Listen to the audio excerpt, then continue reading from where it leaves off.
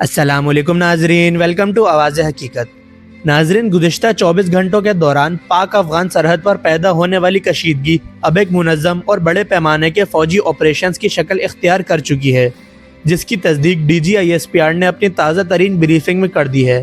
Operation غضب الحق کے نام سے شروع کی جانے والی اس کارروائی کا مقصد سرحد پار سے ہونے والی مسلسل دہشت گردی اور افغان طالبان کی حالیہ مہم جوئی کا منہ توڑ جواب دینا تھا۔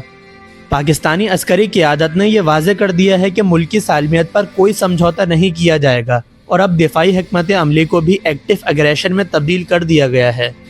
اس تنازع کا نقطۂ آغاز 26 فروری کی رات اس وقت ہوا جب افغان طالبان کی 203 منصوری اور 201 خالد بن ولید کور نے چترال سے لے کر باجوڑ تک پھیلی ہوئی پاکستانی چوکیوں پر بھاری ہتھیاروں سے حملہ کیا۔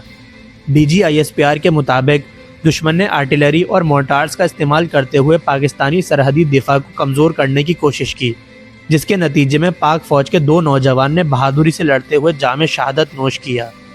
اس اشتعال انگیزی کے بعد پاکستان کے پاس ایک فیصلہ کن جوابی کارروائی کے سوا کوئی چارہ باقی نہیں رہا۔ پاک فوج کے زمینی دستوں اور آرٹلری کارپس نے فوری رد عمل دیتے ہوئے سرحد پار موجود افغان طالبان کی متعدد چوکیوں کو نشانہ بنایا۔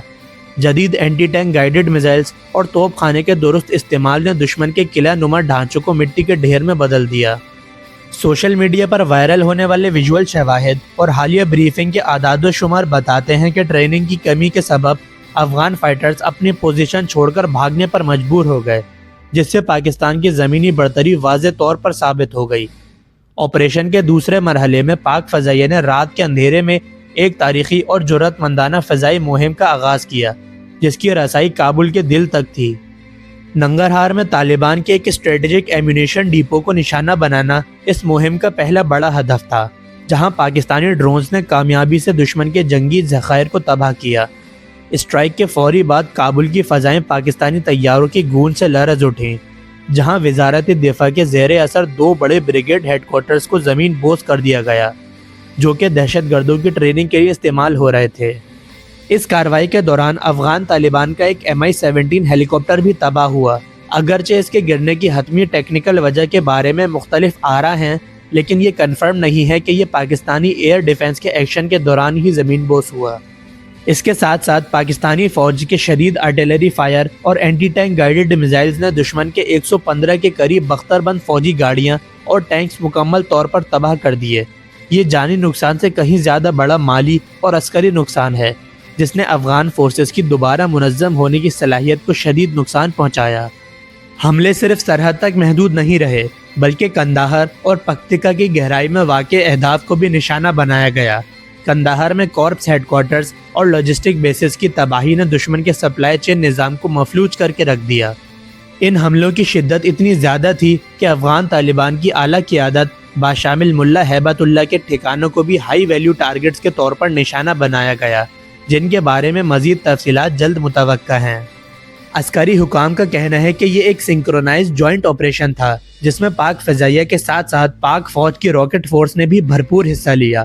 میڈیم رینج راکٹ سسٹمز کے ذریعے افغان فوجی تنصیبات پر مسلسل گولہ باری کی گئی، جس نے دشمن کے حوصلے پست کر دیے۔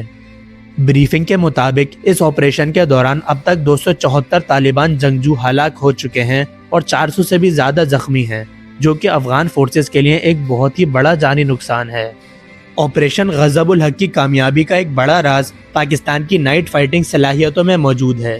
جہاں افغان طالبان کے پاس جدید سینسرز اور تھرمل امیجنگ کی کمی تھی، وہیں پاکستانی طیاروں اور ڈرونز نے اندھیرے کا فائدہ اٹھاتے ہوئے انتہائی درستگی کے ساتھ اپنے اہداف کو ہٹ کیا۔ افغان سائٹ سے پاکستانی طیاروں کو گرانے کی تمام کوششیں بری طرح ناکام ثابت ہوئیں، کیونکہ پاکستان کے تیز رفتار جنگی ایسٹس دشمن کے روایتی دفاعی نظام کی پہنچ سے بہت دور تھے۔